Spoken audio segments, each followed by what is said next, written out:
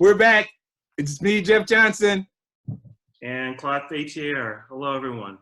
We got another movie to review. Claude picked this one. It's Fast Color with a U. So, you know, Canadians, Brits. Or French. Okay. Or, well, yeah, no, actually more Canadian. C-O-L-O-U-R. Is that French? Yeah, no, that's an extra. That's C-O-E-U-R. Yeah. No. It's Canadians and Brits, Fast Color. Okay. So you can look it up. Claude, tell us all about it. All right. Fast Color was a movie directed by Julia Hart, and it's basically, you know, just a real, incredibly well-made, low-budget superhero movie. It doesn't have all the big, spectacular fight sequences or all the other things. It's very much just real, quiet, intimate film, and that's, you know, just incredibly just well crafted, makes excellent use of you know, resources. We follow a character by the name of Ruth, who we know we discover that she has special powers, but that the powers she does not have control over them, and they're at a level where it's very harmful to people who are around her. So she basically is you know, heading back home. So we have sort of like a story of someone who's returning home so that they could, in a way, sort of find their strength again. And we are introduced to her mother, Bo, and a daughter she left behind by the name of Lila. And this is absolutely just, in my opinion, just, you know, an amazing film for, you know, just a bunch of different reasons. Definitely, takes place in the near future where we have a dying Earth, in the you know, again, with just the resources they have, they definitely created a version of Earth that's just very scarce and is dying, and they do an amazing job. In fact, it's sort of in a way reminded me of the Earth that was sort of created in Interstellar, when they were basically you're seeing a dying planet. So there are echoes of that, and also a dying world in terms of just, you know, just sort of like I just sort of picked up some, remind me a little bit of Logan. And I'm not saying that she's emulating these things. These things just happen to come out at around the same time. But Logan, you have you have a world that is dying, and the thing that she's afflicted the thing that she's afflicted with is actually sort of similar to what's happening with Professor X in Logan, in terms of inability to control these sort of like these quakes or these seismic things, moving the tectonic plates, doing all these possible catastrophic things because she's not in control of her mind. And I like that. Yeah, I like that analogy, as well as the fact that, you know, Logan, you're going in there thinking, oh, it's another X-Men movie, and I get to see my favorite actor playing an X-Men character, but his character is basically playing low-key and trying to not show his powers. And the exposure of his powers would only just reveal, him being hunted down, by the system and so forth. And this film had some of that. You know, it's billed as a drama sci-fi thriller. I think that that's also an accurate way of describing it as well. You know, the discovery of the special powers is both sci-fi and superhero-like. But the fact that we're wondering what the heck's going on here in the movie, and, why is this woman under such duress, makes it a thriller, because you're trying to figure out the answer. It's less an origin story and more of a thriller. It's saying, what's going on here? Why is she trying to get back to where her mama is? And I'll just throw in a little flavor of Eve's Bayou. Not that it had any of those other aspects, but the whole notion of female characters, strong female characters with with the gift, right? And the whole passing down of the gift, movies that talk about that. And usually, those are movies with Black female characters talking about a genetically passed down from one woman to another woman, not a man, a strong woman's story of passing down their special powers. And so they had a little of that flavor in there. Definitely. I'm so glad you mentioned that movie because yeah, that was the way that they sort of dealt with the females were actually absolutely, you know, again, yeah, just generations of Black women, you know, again, passing the powers down. I completely bought this, you know, the family dynamic, and just, you know, yeah, it had elements of Eve Bayou. I was just sort of thinking about, you know, just elements of sort of like in a way of Octavia Butler, or just some of our just a lot of well-written stories of women being together. And you have three generations of you know, women, you know, the strong grandmother who's the matriarch of the family, the daughter who's coming back, the granddaughter who is on her way to becoming something absolutely, you know, absolutely amazing person. And Amazing trying to in find out, you know, her you can identity. tell she's on the brink of greatness. Yeah. And the sense of generation that's even in the house was so little.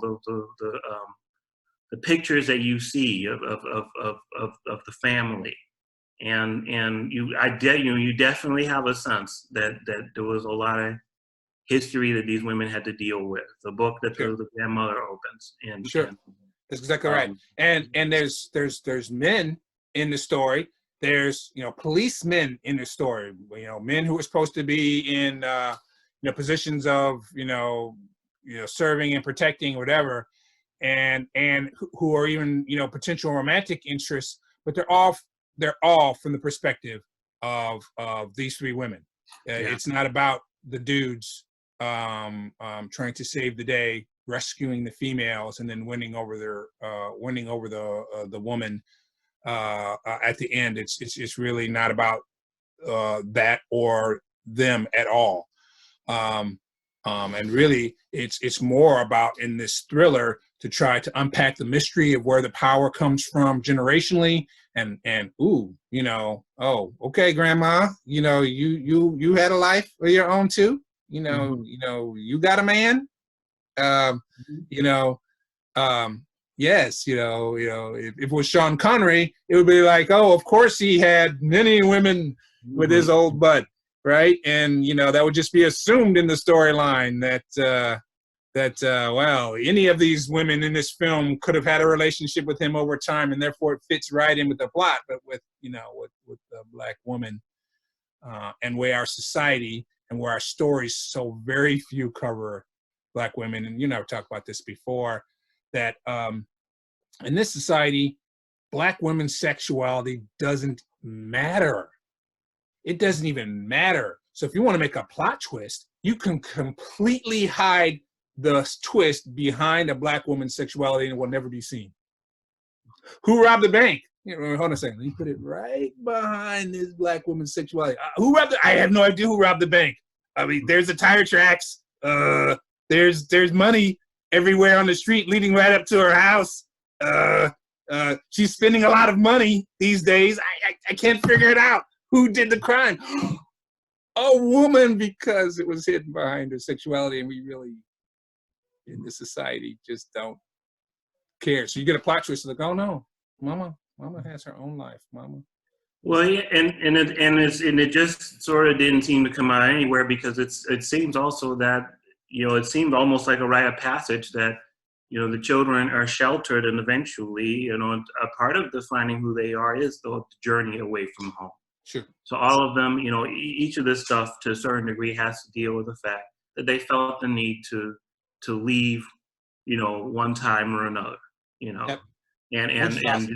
just sort of dealing with the casting, you know, is awesome. I don't want to cut you off, because I know you're going to a couple points I want to let you get to.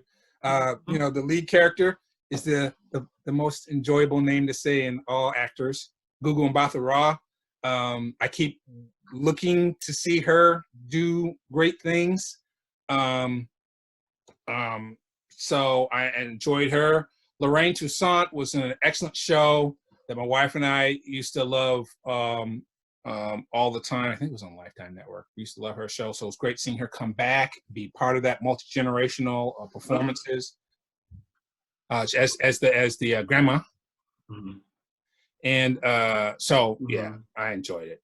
Yeah, because GuGu and Mbatha-Raw, I mean, I think there were a couple of movies. I know she did Belle and also Beyond the Lights, but she's Correct. just been she's been in a lot of different things. And as you mentioned, Lorraine Tousaint, someone definitely, you've seen her in a bunch of different shows, definitely seen her like in Law and Orders and everything. Completely came on Orange is the New Black and was sort of like the matriarch of who sort of came in and just sort of became a major heavy, in that woman's prison. People just sort of seeing her sort of like as this, twisted mother figure, who knew she had an edge. And I'm just waiting to see, other things that this young lady, who plays Lila. Her name is Saniyya Sidney, and just the performances were absolutely amazing. And let me see. I was sort of taken in by a number of things. Okay. I was just going back to the director. I was just really amazed that this was something that sort of, that she was able to create it. And the movie to me just seemed like it hit the right notes. I was actually wondering if the director was African American, and she is not. She had directed, I think, Bridge to Terabithia, and I think recently Netflix, she has a movie called Stargirl coming out. But to me, it's like she definitely just sort of hit the right notes. And it's just, I'm just, I think it's really cool she came up with this story. I think it's great that these artists were able to get together and star in something like this, because how many times do you see any Black women in sort of like like a superhero movie, pre Black Panther. So I think it times, so I'm definitely amazed that she was able to get something like this done, and I'm happy about that. And there was plenty of buzz following it, and maybe I think even during it, there's plenty of early buzz that was going to drive a series. So I haven't seen the series announced yet, but there was plenty of talk about, even as it was making its release time, which I think was late 2018, that there was going to be a series. And so production for the series, I think, began in late 2019. It's probably been delayed with the COVID and all the rest. But my understanding was it was supposed to be a spin-off series for it, which, as you watch the film, it sets itself up very nicely for that. Very much. Because, the thriller part is, the unpacking and what's the mystery and what's going on. And once we finally revealed about the generational nature of the powers and where the powers come from and so forth, you're like, well, whoa, tell me more. What else is going to happen? What else happens?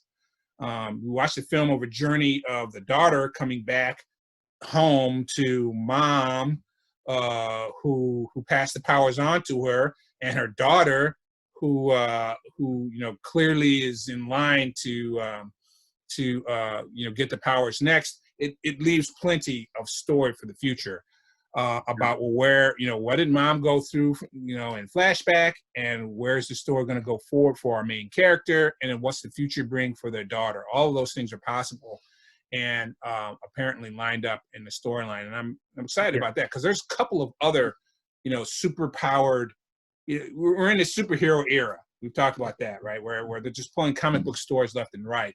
What I'm finding exciting, and I think what you're touching on is that here is an original superhero character. So we're not just pulling from the storylines that already existed in comics. Here are original characters with original storylines and perspectives that are not covered in comics at all. This, again, calling it a drama, sci-fi thriller, I think is even more accurate than calling it a superhero story, because there's so much more about the maternal relationships and all of those elements that you said that it remind you of different films. but all the films you described, even though we did pick Logan, the things that we thought it was like in Logan were not comic book genres or comic book concepts. Yeah. You know, motherhood and coming of age, and in this sense, twisting it, well, coming of age into womanhood, yes, but also coming of age into having the power and the gift, and telling it like the only way a Black mama could tell, well, you about to receive your gift, and let me explain to you how you come into your nature and all the rest, and you're just like, whoa, okay, you know, as a dude, you know, hey, I can relate to that a whole lot better because I, you know how about coming of age as a woman, but I don't know anything about coming of age as a superpowered character. So if you explain it to me like that, coming of age into my superpower, I can relate to it, and then maybe ladies can relate to it in a couple of different ways. And those types of stories are unique in the superhero genre. And I'm only bringing that up to say is that not only are we having so many of all the comics that we know about, all the heroes that already existed, they're just working their way through the list. Marvel started with the B-list characters, and they're like, hey, we made all this money off a B-list, we can cover C, D, F, you know, we can keep going down the characters you ain't never heard of. I think it's even more exciting and better actually that there's, you know, Raising Dion is on one of the streaming services about a young Black boy who apparently, I haven't watched it, but it has superpowers and then how those powers come into being. So we're getting new original stories that you hadn't seen before. Yeah, I saw the trailer for Raising Dion. I haven't seen it yet. I saw there was, I guess it was a crowdfunding. It was like a crowdfunding trailer. So it wasn't a trailer that actually is a trailer for the show, but it was an idea. Yeah, but it's already out. So Raising Dion is rolling, and I'm wondering how soon it'll be before we see Fast Colors. Yeah, because I the film was so well made and critically acclaimed. Yeah. That and like you said, it was you know there are a bunch of there was a bunch of different things because like you said, I know I said superhero stories, but the better ones have other things. We have a family drama. We have the and going back to sort of comparing it to Logan, you have two situations where you sort of have broken people who are trying to get their stuff together. Yes. In Logan, he's middle aged, and what is the fear we have in middle age is that we cannot perform. Our reflexes aren't the same. Our bones are a little more calcified. The adamantium coming out incomplete. Just sort of incomplete. Stuff coming out. Correct. And what's her name? I'm sorry. And Ruth is dealing, with to a certain degree, she's broken. I mean, and going back to the whole Professor X thing, he's going through dementia and Alzheimer's, and that's causing all that stuff. Her stuff is, she's dealing with issues herself. So unlike the other characters that are beyond repair, she's still at a young age where she goes to try to find help. And along with not just, her mother definitely is an ally, but also, I mean, because of generations, her daughter becomes an ally too. Yeah. So it's the world and the characters that were created by it's just absolutely just it goes to the heart of what a wonderful stories that we've enjoyed just generationally, getting strength not only from our elders, but heaven forbid getting strength from our kids, because we have to be there to help. That we're there to help them out, but they also, to a certain degree, we learn from them. Yeah. And just great family drama along with this. No doubt. Fast Colors, Fast Color, singular, Fast Color with a U. Mm-hmm. I enjoyed it.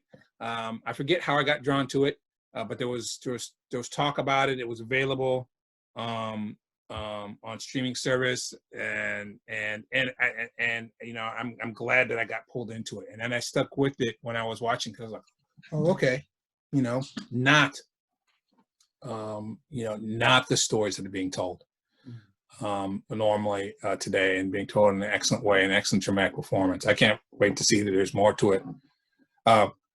We make hard segues. I'll make a hard segue to a film that's not as good. when you're talking about the family ties, this is so deep, and the fact it's maternal and all female and all Black woman strength related is the stuff. But I'm desperate for that in my superhero movies, so much so that I like the last Fantastic Four movie, not because the whole film itself was great, but because for the first time, the Fantastic Four was always a story about the four of them and how Reed Richards and Sue Storm are married, so that family, and then her brother is the Human Torch, so that's family, and then their best friend is the Four, and they're the first family of comic books, and that was their hook way back in the day, and part of what made them a powerful show.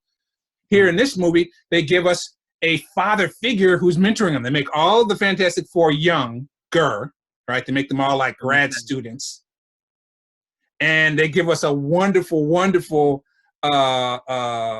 professor, science guy who brings them all together, who's a father figure to all of them. He's incompletely a father figure to the guy who ultimately becomes the villain.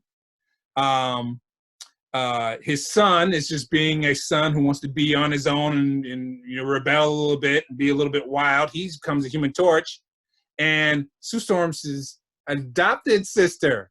And these were to me just like wonderful twists to that storytelling that they hadn't had. And I know that doesn't redeem the whole film, but the fact that they put that family element, which was not a part of the original storyline of the Fantastic Four, got points for me.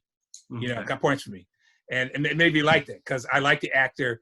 They gave us a Black father figure, who was a father figure of the Fantastic Four, and he's a father figure of Doctor Doom, and Doctor Doom, goes another way, right? And the son who was going another way comes back. That's telling more compelling storytelling, and it's just clever that Sue Storm is the Black Human Torch's sister, even though she's an adopted Russian girl. That's just cute. And so I enjoyed that. But I haven't seen it, but it's something I'm sort of in the back of my mind. Yeah. So yeah. So I gave all the caveats. Yeah. Okay. It doesn't make it a better film, but the family components to it, and again, storytelling is not being told. The Black family storytelling component to it, and so Black maternal line movie like this one, Fast Color, you're just not getting those stories told other places. And I definitely I want to give Julie Hart a lot of credit for bringing a story like this, together. The other thing is just dealing with a number of people, African Americans who are creatives. I sort of hope that whether it's in any creative industry, that there's more encouragement to sort of expand. Correct. Just sort of like narratives of color, because just what I've noticed. Just a lot of African American artists are basically given sort of like a narrow palette in which to create things. Okay, I can imagine that there were probably a lot of different artists that had an idea for a superhero story, and they're probably saying, "Oh, this is not realistic enough, or it doesn't take place in the hood." And my challenge is to look, give artists and artists of color, a wider, more paints, a larger palette in which to tell stories. Give them a larger palette to tell a story. Because here's a story of two white writers who were able to tell an excellent, compelling story of womanhood. Incredible story. And I, just to the legacy, just you pass it forward, because wait till you hear it coming from a Black woman. There have been others, but wait to hear more stories coming from Black women or Black men who could just tell the story the way they want. I was hoping that we would just be an explosion of Afrofuturism after Black Panther, and maybe it's still coming. Maybe it's just about to be in the can. I was expecting an explosion of that because the places it can go. You just have places that there's Hollywood. In these places that are nurturing, and I could sort of tell, as successful Black Panther was, I've heard sort of dissenting voices. You got people like Terry Gilliam who was sort of knocking, saying that the all this presentation that they had was BS. And he could be one of these older people talking about comic book movies in general, but it was interesting that Monty Python's Terry Gilliam said that? Yeah, he was talking smack about, I mean, a number of older people had talked smack about comic book movies, but he singled out Black Panther.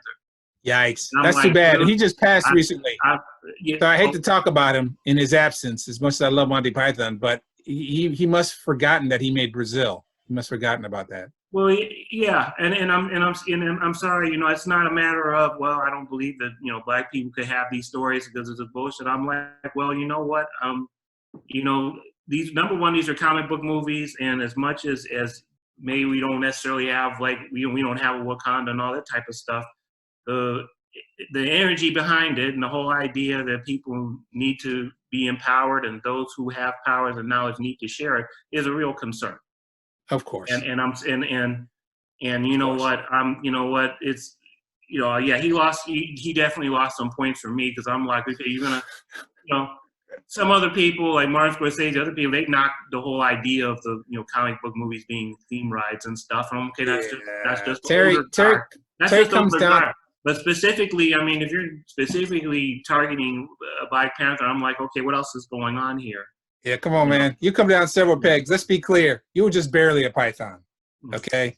I can still love Monty Python without you, Ter. Sorry, and he did pass recently. So I appreciate it. I appreciate some of the stuff that he's done, but you know what? We seem like we're in this point now that just because you do like cool movies, cool TV shows, cool music, you can still be an asshole. I'm sorry. You can still be an ass. Yeah. Yeah. The whole art from the artist. This asshole. I mean, I'm sorry. America has forced, we know that more than anyone. Ask a Black woman. Mm-hmm. American, we're just forced to separate so many things in our lives, and he'll be one of those, of having to separate the art from the artist. He'll be one of many, because he missed the whole point in that. And again, I'm excited and looking forward to just what you said, the folks, unpacking and telling the stories in unorthodox ways. We have people who already are doing things like that, so we have every expectation that they will. Childish Gambino. There's a guy who, is a comedian? Is he a serious actor? Is he, the answer is yes, yes. Is he a musician? The answer is yes, yes, and yes. What's he waiting on? Since I'm a sci-fi geek, I want Afrofuturism. I want it right now. And you and I were just talking about the last several films we watched, and, I watched 2001 Space Odyssey in junior high school. And I wasn't high because I was only in junior high school. So I can accept a whole lot of film and film concepts. Where are my Black ones? Let's go, people. Let's go. Mm-hmm. Let's go.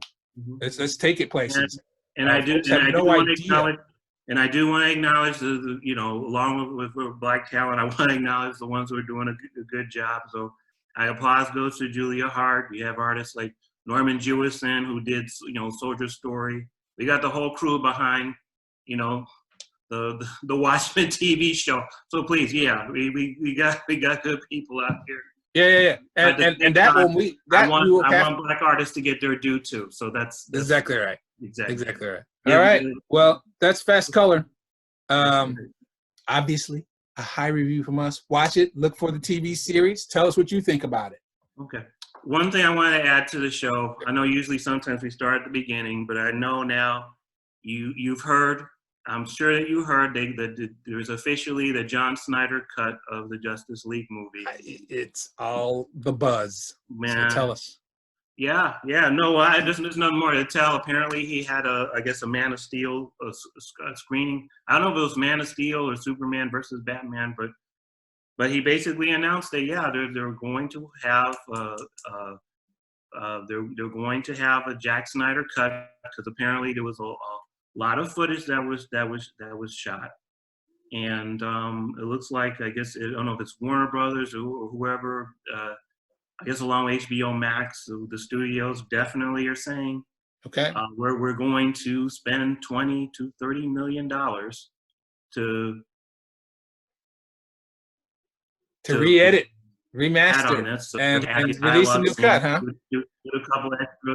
Yeah, yeah, and I am, what an age that what age that we live in, because it's like, before, you would hear about, oh, well, there was this extended cut of such and such movies, or Correct. you have movies like Orson Welles' The Magnificent Ambersons, which had the sad ending was changed to a happy one when he was sent to Cuba, and as a goodwill ambassador for the United States, and nobody knows where the sad ending is. It's read about in scripts. They have like the book script where you sort of know what happens, but he was such a bad son of a bitch. He was like he wanted to have final cut that the studio had to basically when he was sent to another country. They was like, well, we They snuck it. take the ending and burn it in a vat of acid. So you have like certain white whales in cinema, like people are hoping that somebody who has a film archive, maybe somewhere in South America or some parts of Europe, that somebody has the original ending of Magnificent Ambersons, But but we live in a day and age now that people can say, well, okay, we want this other version. If there's this other version, the comic book geeks, I had to say this was activism that went very well. Yeah, you've seen activism in television to bring shows back, but to your point, you don't hardly ever see it in film. No. Where the activism allows them to bring a film back. Some reasons, for the practical reason you just described, you can't bring it back. Literally, when we say it's cut on the cutting room floor, the film was on the cutting room floor. But now, it's in digital databases. It never was erased. It never was lost. Hey, most of it was CG anyway. Mm-hmm. So just animate it and bring it back. Just, it's just animation and his thoughts. He had the storyboards. He had the script, stitch it back together. So, yeah, boy, I know a certain 17-year-old in my household who that's all he can talk about. So he's one of those persons that can't wait. Yeah. And it will be fascinating. Because because eventually they have enough stuff that it's enough to be a different movie. Now, is the movie going to be good? We don't know. But the smart thing about it, because these people kept pushing for this, is that they said, yeah, we're going to go ahead and get all that extra stuff. Right. And in essence, number one, they already have an advertising campaign technically, because the fans pushed for this thing. Correct. The stars pushed for this thing. Then they said, okay, well, we're going to get these coins together, and next thing next year there'll be. So basically, they have another superhero franchise movie at the tune of 20 to 30 million. They have another Justice League. And hey, and with this COVID going on and their inability to shoot stuff right now, and all they have to do is re-edit in studios and CG the rest. Hey, they'll be happy to have it out. It might be one of the few products that come out first. I'm all for it. Just please let it be good. Oh, DC. Yeah. It's funny you mentioned COVID, because the COVID, I think, was also a big reason, because it's like, wow, you know what? We don't have to find another $200 million to make another movie. We could get another movie for 30 million. We can push out another film with a strong fan base. Another cinematic event, We will. It'll be a whole cinematic event. People will want to watch it all by itself. So please let it be good, though. Again, you and I, so we're marveling over the idea of it, and it is Marvel worthy, no pun intended. Marvel and DC. It is interesting that it has been done this way, but please, DC, please, please. And it gives people another chance to say. Don't have one that sucks and then the director's cut and it also sucks. Please no, please. Pretty please. Yeah. Because the parts that were confusing and the pain in the butt that the fanboys are just so in love of, with I think are the parts that are going to make it in the Snyder cut. I'm praying they'll still be good, but really, seriously, the parts that, Indiana Jones, Batman, no, I'm not interested in that. And the confusing parts, the parts that seemed that were darker, let us be clear. See all this gray hair? I was around for Batman all the way back with our boy Keaton in it, and I didn't like the way that director wanted to be dark all the time and where that was going. That wasn't the better parts of Batman. It just wasn't. And No, and good for those. And I think Kevin Smith had pointed this out. Definitely one of the few things that came out of that Batman was a design for that car. I mean, he loved the movie, but I'm just saying, though, Keaton. you know. I love Keaton, and of course, Yeah. everyone and Jack is lovable, right? But I mean, was it his greatest performance? Brother, wasn't that one did not speak to me at all. Yeah, was it his greatest performance? No. And we love Prince. Was it great? Prince's greatest album? Of course. Also, Prince fans, I'm sorry. No. Bat Dance is kind of embarrassing. Play it and see if you're not embarrassed. With no one else around, play Bat Dance. And if you don't feel a little embarrassed, you're not listening to the song. It's not Prince worthy. I just got one little more thing, if you don't mind. Going back to missing white whales, one of the footages that I always dreamed about was the missing spider sequence from the original King Kong movie, which was recreated by Peter Jackson for the modern version, and he found old storyboards and recreated them. So I was always looking out, you know, for it. And one of the things I love about YouTube is that, you know, you can find all types of stuff on there. And I saw one video which basically showed the studio using different props from that cutout, you know, that destroyed King Kong footage.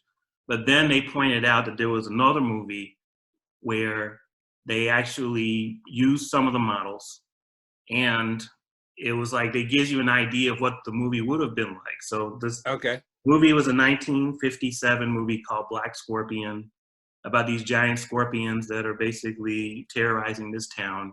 And it was the middle of the, but I'm gonna tell you, Jeff, I'm not recommending the movie because I did not see the movie, but I'm gonna tell you on YouTube, someone took all the stop motion scenes and put them together. I'm gonna tell you that is a delight, because I could tell you right now, I've seen a number of these big creature movies, and Ray Harryhausen was definitely the boss, but Willis O'Brien, who did King Kong, is legendary. And the way they had this scorpion attacking this town, and the way that it was like, you know, picking up people, tearing people apart. They have another moment where he's fighting an amphitheater, and he's taking on an army, a tank, and a flying helicopter at the same time. So this stop motion thing is just going at it. So it is. I'm gonna have to look it up. One of the most dynamic. And you see, I love those original stop motion, especially the masters of it. And hey, I still love Mighty Joe Young. Oh yeah. The original Mighty Joe Young, when he's climbing the tree, because Mighty Joe Young is not as big as King Kong. He climbing the tree and the girls inside the house. Man, that is some amazing stop motion. You know, come on, get back. You know, and because we love those things, that's why we're so hard on this CG, right? Because I said, like, man, come on, you got CG. It better be perfect. It better be perfect. When I'm looking at it, your CG better just be like snapping. Better be butter. Because, you know, I'm still on, was it Jason and the Argonauts and the skeleton fight scene? I'm still on that. Did I get it wrong? Jason? It's Jason and Argonauts. No, that's it. You got it right. Skeleton fight scene? That still holds up. But yeah, Mighty Joe Young was nice. Not too many people know about Mighty Joe Young. Mighty Joe Young, that was great. That was Ray Harryhausen. Earth versus the Flying Saucers. We can go ahead and do this. But I'm going to tell you right now, I haven't seen the Black Scorpion movie, but I'm telling you, go to YouTube, look under Black Scorpion stop motion, and it's bonus material. This is the value-added service you get from watching us. Thank you. Yes, I think that played a clue in this too, because they're like, we have bonus material for the DVDs. We're not gonna throw the film away in Nevada acid, or like you said, we can bring this stuff up and shoot after Warner Brothers and COVID and Angry Comic Book Geeks. It doesn't make sense. You keep all that stuff, because you never know. Throw nothing away. You may have to crank out a second masterpiece with. Remaster them suckers and bring them back. Hell yeah. So, since we're covering that, and throwing out one more hint, millions of people bought ultra high def. Yeah, we're making the show much longer, but millions of people bought ultra high def televisions, and many of you in the sound of my voice. and those who are in the sound of my voice know how little ultra high def content there is out there readily available for folks. I mean, Google it. I only Googled it recently. It's not proportional. It's not going at a curve in the same rate. It didn't come. Okay. The content didn't come. Folks aren't remastering. Hey, now it's time to remaster. You can do that in isolation. Give us remaster these films. Yeah, There are all these films that we love. And Claude and I were talking about this, and I got to figure out, first, I don't have a VHS player that still works to watch all the films that I really, really love. And then the ones that I do that were mastered on DVD, they're digital. Again, I want Seven Samurai. Looks great on the DVD thing, but what will it look like on ultra high def? Recut these suckers. Recut them, remaster them, burn those things on an ultra high def Blu-ray. There's all these ultra high def TVs out there, and there's not enough content to play on them. But there's plenty of content out there in the universe that folks, will want to see. So, okay, that's our extra bonus. I'm Jeff Johnson. That's Claude Fadier. We gave you the extra bonus one this time. Let us know what you think. You agree, disagree? There's both. Yes. Thank you, everybody. Claude Fadier, my boy, Jeff Johnson. Talk to you. Peace.